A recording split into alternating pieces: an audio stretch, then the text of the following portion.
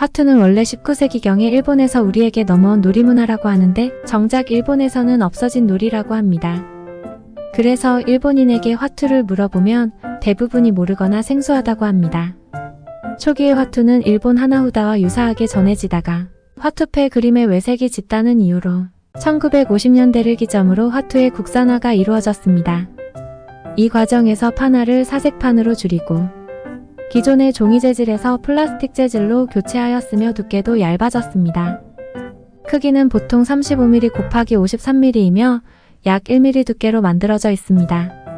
색깔은 붉은색이 가장 많지만 기타 다양한 색의 화투도 있습니다. 화투는 총 48장으로 1월인 송악부터 12월인 비까지 각각 4장씩인데 꽃싸움이라는 사전적 의미에 걸맞게 각각의 패에 대부분 꽃이나 식물 그림이 그려져 있는데 이 각각의 문양에는 저마다 사연이 있다는 거 아시나요?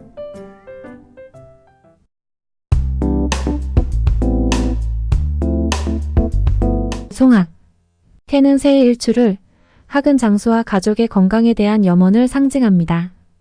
소나무는 정초에 집 앞 대문에 세워두는 장식물로 이를 가도마츠라 하며 일본의 대표적 세시 풍속으로 조상신과 복을 맞아들이기 위한 뜻이 있으며 소나무처럼 늘 푸르고 번성하라는 뜻이 있습니다.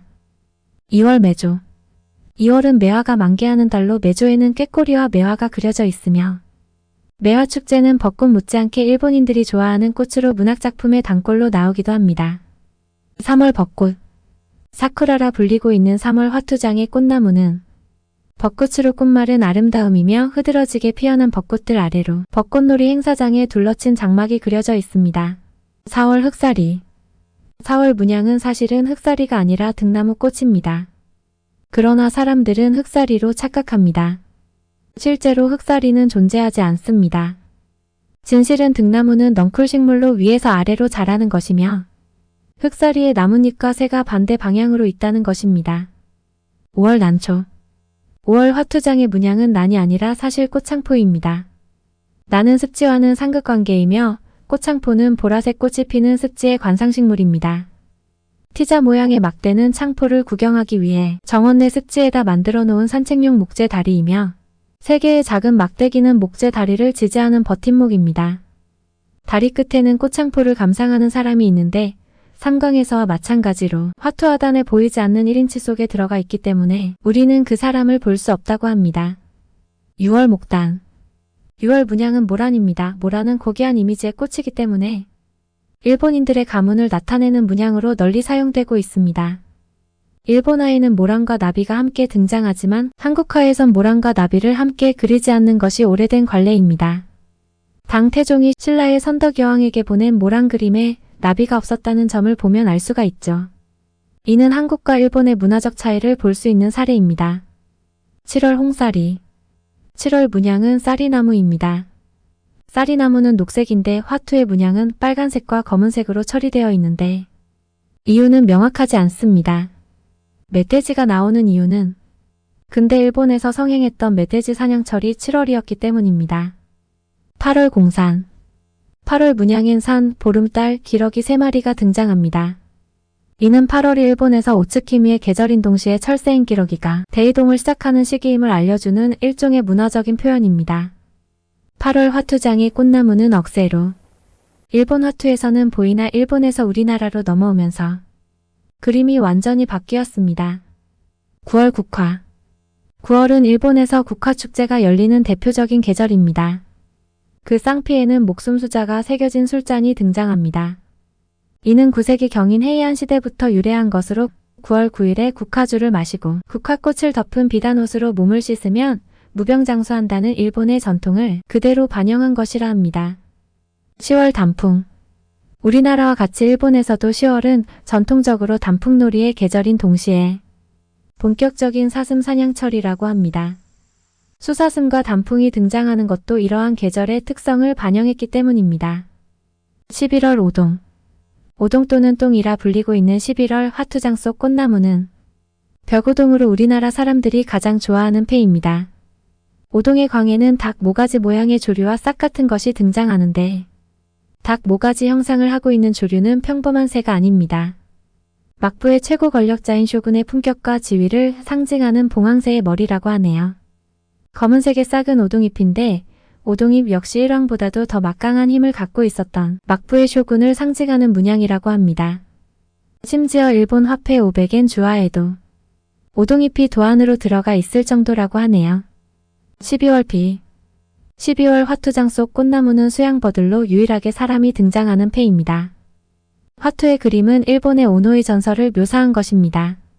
화투 속 갓쓴 선비는 10세기경 활약했던 일본 최고의 서도가 오노노 도우입니다. 젊은 시절 그는 붓글씨를 아무리 열심히 써도 발전이 없자 깊은 회의와 좌절에 빠집니다. 어느 날 그는 우산을 쓰고 한참을 걷다가 빗물로 불어난 거센 개울에 개구리 한 마리가 급류에 떠내려가지 않으려고 수양버들로 필사적으로 뛰어오르고 있는 모습을 보고 깨달음을 얻습니다. 그는 그 길로 돌아가 붓글씨에 매진했고 그의 모습이 화투의 비로 탄생됐습니다. 한국 화투는 일본 화투에 나오는 선비의 갓 모양만 일부 변형했다고 합니다. 검은 문은 죽은 사람을 내보내는 일종의 쪽문으로 라쇼문이라고도 하며 라쇼문이 죽은 시신을 내보내는 문이기 때문에 라쇼문에는 귀신이 붙어있을 것이고 따라서 귀신을 잘 대접해야만 해코지를 면할 수 있다는 일본인의 우환의식이 비피를 쌍피로 대접해준 이유라고 말할 수 있습니다. 화투는 일본에서 우리나라로 들어왔기 때문에 일본 문화가 반영되어 있는 것이 많습니다. 화투는 1년 12달을 상징하며 월별로 일본 고유의 세시풍속과 월별 축제, 풍습 등을 담고 있는데요. 5개의 광은 1월, 3월, 8월, 11월, 12월에 배치되어 있는데 모두 일본의 대표적인 명절이 들어있는 달에 광표기가 되어 있습니다. 1월은 우리의 설에 해당되는 오쇼가츠가 있으며 3월은 벚꽃축제가 유명하고 8월은 우리의 추석과 같은 명절인 오봉이 있으며 이날은 선조나 돌아가신 분들이 힘들지 않고 성불하도록 자손들이 조상을 공양하는 날입니다. 11월은 시치고산이 있는 달로 3살, 5살 또는 7살 아이의 무사한 성장을 위해 가까운 절이나 신사 등에서 감사하고 축하하는 행사가 치러집니다. 12월은 일본에서는 가족이나 친한 사람에게 1년 동안의 감사의 마음을 담아 오세이보를 선물합니다. 오세이보는 설날에 조상님의 영혼을 맞이하는 영혼축제의 제물을 시집간 사람이나 분가의 사람이 저녁 때에 본가에 각각 가지고 모인다고 하는 관습으로 시작되었다고 합니다. 화투는 여러 가지 방식으로 게임을 할 수 있는데 이 중 고스톱 또는 고돌이라는 게임 중에 새 그림이 그려진 화투패 3장의 패를 고돌이라 합니다. 고돌이는 5점이나 되는 점수를 가져가는데 고돌이는 5마리 새라는 일본어로 도리는 새이며 숫자 오는 고라고 합니다. 또한 고돌이는 다른 뜻으로 쓰이기도 하는데 고등어의 새끼를 고돌이라고 하며 표준어입니다.